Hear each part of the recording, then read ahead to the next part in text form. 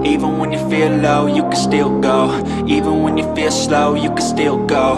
Even when there's no hope, you can still go. I never answer to no, man, I still go. Casey Stoner beri ultimatum pada Marc Marquez, awas dengan kebangkitan Francesco Bagnaia di paruh kedua MotoGP 2025. MotoGP 2025 baru saja menyelesaikan seri ke-12 di sirkuit Brno, Republik Ceko, yang sekaligus menandai berakhirnya paruh pertama musim. Seri MotoGP Ceko kembali memperlihatkan dominasi Marc Marquez bersama tim pabrikan Ducati. Pembalap asal Spanyol itu sukses menyapu bersih kemenangan di sprint race dan balapan utama, membuatnya menorehkan sejarah sebagai pembalap pertama Ducati yang berhasil menang 5 kali beruntun dalam satu musim. Marquez saat ini memimpin klasemen sementara dengan koleksi 381 poin, selisih 120 poin dari adiknya sendiri, Alex Marquez, Gresini Racing, yang menempati posisi kedua. Francesco Bagnaia, juara dunia 2 musim terakhir, 2022 dan 2023, masih tertahan di posisi ketiga dengan 213 poin, tertinggal 168 angka dari rekan setimnya di Ducati Lenovo tersebut. Namun di balik dominasi Marquez, muncul peringatan tajam dari legenda MotoGP dan mantan pembalap Ducati, Casey Stoner. Juara dunia 2 kali tersebut menyebut bahwa Marquez menyimpan masalah tersembunyi yang bisa menghambatnya di paruh kedua musim. Marc memang terlihat tak tertandingi saat ini. Tapi saya melihat ada tekanan yang mulai membesar di balik layar, kata Stoner dalam wawancara dengan media Australia. Ia menang, tapi tidak menang dengan mudah. Jika kita lihat data dari beberapa balapan terakhir, khususnya di Sachsenring dan Brno, ada indikasi bahwa Marquez mulai kehilangan sedikit keunggulan teknisnya. Stoner juga menyoroti dinamika internal di kubu Ducati Lenovo yang dinilainya bisa menjadi bumerang bagi Marquez. Ducati punya sejarah dengan tensi antar pembalap. Situasi ini tidak jauh berbeda dengan ketika saya sendiri di sana dulu. Francesco Bagnaia bukan tipe pembalap yang menyerah begitu saja. Saya yakin dia akan bangkit, dan jika itu terjadi, Marquez bisa mendapat tekanan ganda, baik dari dalam maupun luar lintasan, tambahnya. Bagnaia memang belum menunjukkan performa terbaiknya di awal musim ini. Beberapa kali ia gagal menyelesaikan balapan karena masalah teknis dan insiden di lintasan. Namun tanda-tanda kebangkitannya mulai terlihat sejak MotoGP Belanda, di mana ia berhasil naik podium kedua dan tampil lebih agresif. Di MotoGP Ceko akhir pekan lalu, meski hanya finish di posisi keempat, Bagnaia mencatat waktu tercepat ketiga di sesi latihan bebas dan menunjukkan peningkatan signifikan dalam manajemen ban, salah satu kelemahan utamanya di awal musim. Saya tidak akan menyerah. Paruh musim kedua adalah momen di mana semuanya bisa berubah, ujar Bagnaia kepada media Italia. Musim masih panjang, dan saya tahu bagaimana mengalahkan Marc. Saya pernah melakukannya, dan saya akan lakukan lagi. Sementara itu, Marc Marquez sendiri tetap tenang menanggapi berbagai komentar dan tekanan dari luar. Ia mengaku fokus pada satu balapan ke balapan lain dan tidak ingin terlalu memikirkan klasemen. Saya tidak peduli soal gelar sekarang. Saya hanya ingin menikmati setiap balapan dan memberikan 100%. Jika saya terus bekerja seperti ini, hasilnya akan datang, ujar Marquez di konferensi pers usai kemenangan di Brno. Namun, beberapa analis MotoGP melihat gestur Marquez saat di podium Ceko tak seperti biasanya. Ekspresi kemenangannya tak seantusias saat meraih kemenangan di Mugello atau Assen. Beberapa menyebut hal ini berkaitan dengan isu kontra internal, strategi tim Ducati, dan tekanan yang mulai datang dari para rival yang mulai membaik performanya. Stoner pun menambahkan bahwa Marquez harus benar-benar waspada, bukan hanya pada Bagnaia, tetapi juga pada konsistensi Alex Marquez dan kebangkitan pembalap KTM serta Aprilia yang mulai menemukan ritme. Semua pembalap top kini memiliki data lengkap tentang Marc di atas Desmosedici GP25. Ketika satu celah ditemukan, semua akan mengeksploitasinya. Marc harus sempurna di setiap balapan. Dan itu sangat berat, bahkan untuk pembalap sehebat dia, ujar Stoner. Ia pun memberi peringatan tegas, jika Bagnaia mulai menang 2 seri berturut-turut saja, psikologi kejuaraan bisa berubah. Ini bukan soal kecepatan semata, tapi juga momentum. Dan saya rasa Bagnaia sedang memupuk itu. MotoGP 2025 masih menyisakan 8 seri penting, termasuk MotoGP Inggris, Austria, Jepang, Australia, dan penutup di Valencia. Trek-trek tersebut dikenal lebih cocok untuk gaya balap Bagnaia dibanding sirkuit di paruh pertama musim. Jika Francesco Bagnaia mampu memaksimalkan 8 seri tersisa dengan kemenangan beruntun, peluang mengejar Marc Marquez masih terbuka, meski berat. Namun dalam dunia MotoGP, segalanya bisa berubah dengan sangat cepat. Cedera, insiden, atau kegagalan teknis bisa membuat selisih ratusan poin menyusut dalam hitungan pekan. Musim ini masih jauh dari kata selesai, tutup Stoner. Marc boleh saja memimpin, tapi dia belum memenangkan kejuaraan. Jika dia sedikit saja lengah, maka Bagnaia akan siap merebut semuanya.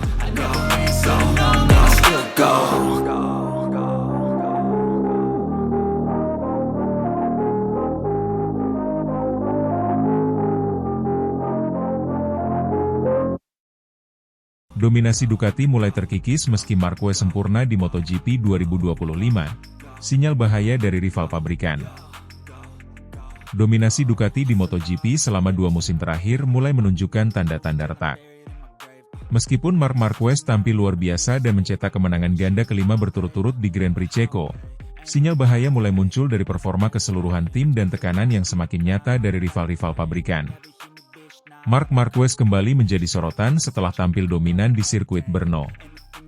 Kemenangan di sprint dan Grand Prix utama menegaskan keunggulannya sebagai pembalap tercepat di grid musim ini. Dengan pencapaian ini, Marquez kini mengantongi keunggulan 120 poin atas adiknya, Alex Marquez, dalam klasemen kejuaraan dunia. Namun, di balik performa nyaris sempurna Marquez, akhir pekan di Ceko menjadi peringatan keras bagi Ducati Corse. Bukan hanya karena hanya 2 dari 8 pembalap Ducati yang berhasil finish di 10 besar, tapi juga karena dominasi podium yang mulai dipecah oleh rival-rival pabrikan lain seperti KTM dan Aprilia. Marc telah meraih 5 kemenangan ganda berturut-turut, angka-angkanya berbicara sendiri, ujar manajer umum Ducati Corse, Gigi Dall'Igna, kepada Sky Italia. Francesco Bagnaia menjalani balapan yang sangat bagus, dia kuat hingga akhir. Saya berharap dia bisa naik podium karena sejujurnya saya pikir dia pantas mendapatkannya. Meski Bagnaia berhasil finish keempat di MotoGP utama, akhir pekan Brno terasa seperti kekalahan terselubung. Pada balapan sprint, Bagnaia dipaksa mundur akibat peringatan tekanan ban yang kontroversial dan belum sepenuhnya dijelaskan.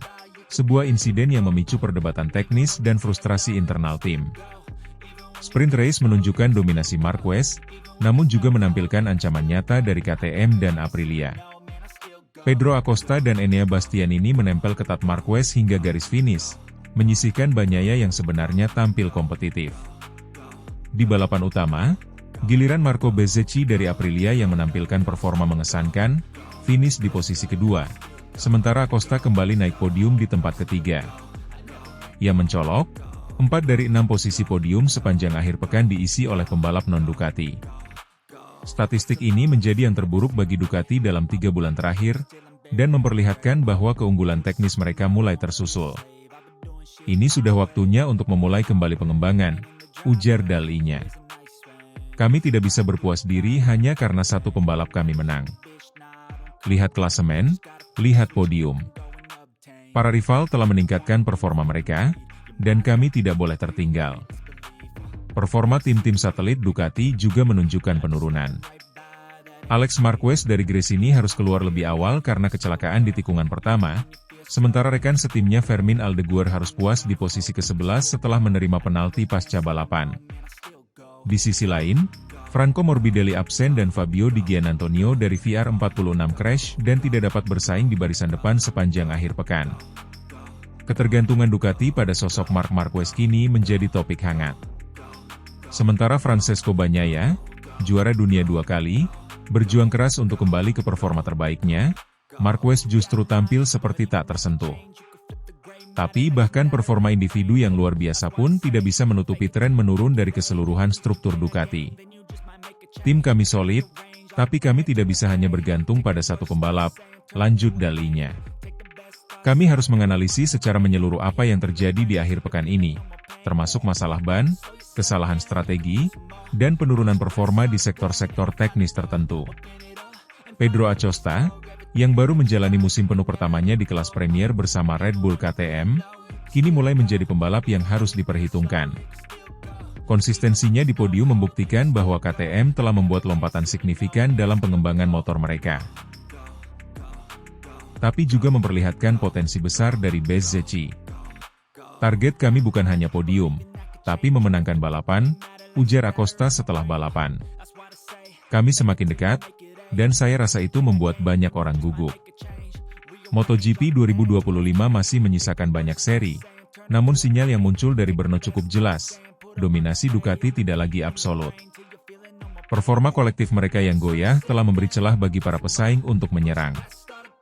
Dengan format sprint yang semakin penting dalam pengumpulan poin, konsistensi tim secara keseluruhan kini menjadi kunci dalam perburuan gelar konstruktor dan tim.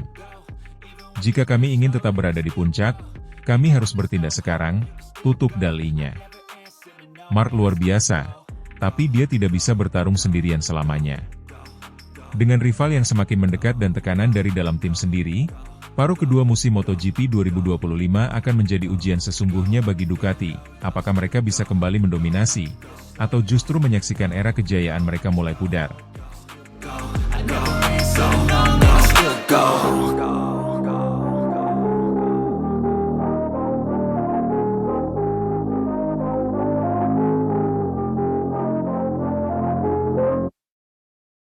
Bos Honda murka, Alberto Puig tak terima Joan Mir disleding Alex Marquez, tuntut hukuman berat. Insiden tabrakan kontroversial yang melibatkan Alex Marquez dan Joan Mir dalam Grand Prix Ceko akhir pekan lalu menyulut kemarahan dari kubu Honda. Bos tim Honda, Alberto Puig, secara terbuka menyatakan ketidakterimaannya atas manuver agresif Alex Marquez yang menyebabkan Joan Mir terpaksa keluar dari balapan lebih awal. Kecelakaan terjadi pada lap kedua dari total 21 putaran di sirkuit Brno. Saat itu, Alex Marquez yang membela tim Gresini Ducati, memulai balapan dari posisi ke-8 dan mencoba melakukan manuver agresif demi mengejar ketertinggalan di fase awal lomba. Namun, upaya nekatnya menyalip Joan Mir di tikungan 12 justru berakhir bencana. Marquez kehilangan kendali atas bagian depan motornya ketika memasuki tikungan, dan tanpa bisa dihindari, motornya meluncur menghantam bagian belakang Honda RC213V milik Joan Mir. Keduanya terjatuh dan langsung tersingkir dari balapan. Harapan Mir untuk finish di posisi 5 besar pun musnah seketika. Usai balapan, panel steward FIA MotoGP segera melakukan penyelidikan dan menjatuhkan penalti long lap kepada Alex Marquez untuk balapan berikutnya di MotoGP Austria, yang akan digelar setelah jeda musim panas. Namun, hukuman itu dianggap terlalu ringan oleh Honda, khususnya oleh Alberto Puig. Ini bukan insiden balapan biasa, tegas Alberto Puig saat diwawancarai oleh media setelah pengumuman penalti. Kami sangat kecewa dengan keputusan steward yang hanya memberi long lap penalti. Apa yang dilakukan Alex Marquez adalah manuver yang ceroboh dan berbahaya. Joan kehilangan peluang besar untuk mencetak poin penting, dan potensi cedera juga sangat nyata. Puig menambahkan bahwa Marquez tampaknya menunjukkan standar ganda dalam gaya balapnya. Yang membuat kami semakin frustrasi adalah ketika Alex berhadapan dengan pembalap tertentu, termasuk kakaknya sendiri, Marc Marquez, ia jauh lebih berhati-hati. Tapi ketika melawan pembalap lain seperti Joan, dia berubah menjadi sangat agresif dan sembrono. Jika itu pembalap pabrikan Ducati lain, saya yakin Alex tidak akan mengambil risiko sebesar itu. Ini soal rasa hormat di lintasan. Dan menurut saya, dia telah melewati batas, ujar Puig dengan nada geram. Joan Mir sendiri, yang selama musim 2025 ini mulai menunjukkan kebangkitan performa, terlihat kecewa berat usai insiden. Dalam wawancara singkat, pembalap asal Mallorca itu menyesalkan kejadian tersebut, meski mencoba tetap tenang. Saya sedang berada dalam ritme yang bagus, dan kami sudah memperkirakan bahwa 5 besar sangat mungkin hari ini. Sayangnya, semua itu sirna hanya karena satu manuver bodoh, kata Mir. Saya tidak mengerti kenapa harus segegabah itu. Saya tidak menyangka dia akan coba masuk dari sisi itu di tikungan 12. Itu titik kritis, dan sangat sempit. Dia tidak mengontrol motornya dengan baik. Saya pikir penalti long lap tidak sebanding dengan kerugian yang saya alami, tambahnya. Tak sedikit pengamat MotoGP yang turut mengkritik tindakan Alex Marquez. Salah satunya adalah mantan pembalap dan komentator MotoGP, Marco Melandri, yang menyebut bahwa Marquez harus belajar mengontrol agresivitasnya. Ini bukan pertama kalinya Alex terlalu nekat di lap awal, ujar Melandri dalam analisis pasca balapan. Dia seperti pembalap yang berbeda ketika menghadapi rival di luar tim besar. Tapi begitu dia berhadapan dengan nama-nama besar, dia cenderung bermain aman. Itu mentalitas yang buruk. Sementara itu, Alex Marquez menyatakan penyesalan atas insiden tersebut, namun membela dirinya dengan mengatakan bahwa itu adalah kesalahan balap murni. Saya mencoba menyalip, tapi kehilangan grip depan. Saya tidak berniat menjatuhkan siapapun. Saya sudah meminta maaf kepada Joan, tapi saya juga harus balapan dengan cara saya, kata Alex. Namun pernyataan tersebut tidak banyak membantu meredakan ketegangan. Beberapa pihak dalam paddock bahkan menyebut bahwa Marquez seharusnya dijatuhi hukuman lebih berat, seperti start dari belakang grid atau bahkan larangan tampil di satu seri. Ketegangan ini menambah panasnya suasana MotoGP musim 2025 yang memang sudah syarat drama. Hubungan antar tim semakin memanas, terutama antara Honda dan Gresini Ducati, yang kini menjadi dua kekuatan yang sering bersaing di papan tengah klasemen. Honda sendiri tampaknya akan mengajukan banding atau setidaknya melayangkan protes resmi kepada FIM agar mempertimbangkan revisi terhadap sanksi yang diberikan. Kami sedang meninjau opsi-opsi yang ada, ujar Puig. Tindakan harus diambil agar kejadian seperti ini tidak terulang lagi. Dengan sisa musim yang masih cukup panjang dan klasemen pembalap yang masih terbuka lebar, insiden ini bisa menjadi pemicu konflik yang lebih besar di sisa seri-seri MotoGP 2025. Apakah FIM akan meninjau ulang kebijakan penalti mereka? Dan apakah hubungan Joan Mir dan Alex Marquez bisa pulih setelah ini? Semua itu masih menjadi tanda tanya besar. Yang pasti, dunia MotoGP kembali diingatkan bahwa satu manuver sembrono bisa mengubah segalanya, termasuk karir dan kepercayaan antar pembalap.